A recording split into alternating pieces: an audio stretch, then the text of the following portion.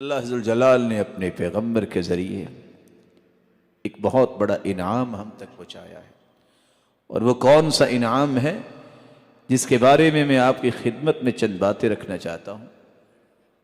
یہ ایمان کی لذت اور مٹھاس اور حلاوت یہ نصیب کس شخص کو ہوتی ہے۔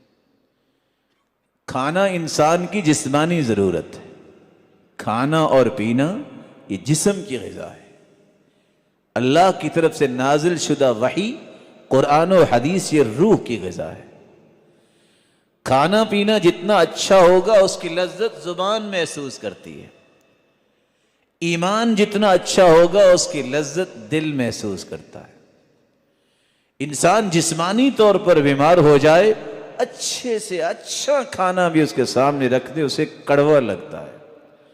انسان کا روح بیمار ہو جائے اور انسان کا ایمان کمزور ہو جائے تو انسان کو دنیا کی کوئی خوشی کیا کوئی غمی محسوس نہیں ہوتی، اس کے اندر صرف قلق ہوتی ہے، اضطراب ہوتا ہے، فرسٹریشن ہوتی ہے، ہر وقت پریشان، ہر وقت جو ہے کسی ڈپریشن کا شکار رہتا ہے۔ سبب کیا ہے؟ یہ بیچارہ ایمانی طور پہ دیوالیہ ہو چکا۔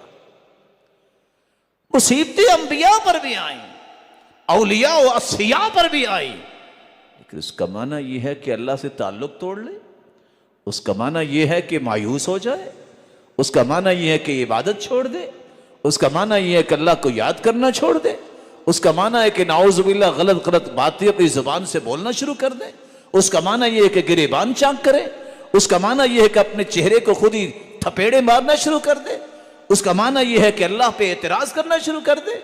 نہیں، ایمان کا معنی یہ ہے کہ کہا جائے کُلٌّ یصیبنا الا ما کتب اللہ لنا هو مولانا، جو بھی حالات پیش آئیں گے وہ میرے رب نے فیصلہ کیا ہے، اور اللہ ذوالجلال ہمارا مولا ہے، وہی ہمارا مالک ہے، اس کے فیصلے پہ ہم راضی ہیں۔ لذتی و راحتی فیما قدر علی، میری زندگی کی اصل لذت و حلاوت اور مٹھاس یہ ہے میرے رب نے جو فیصلہ کیا ہے وہ بالکل ٹھیک کیا ہے، میں اس پہ راضی۔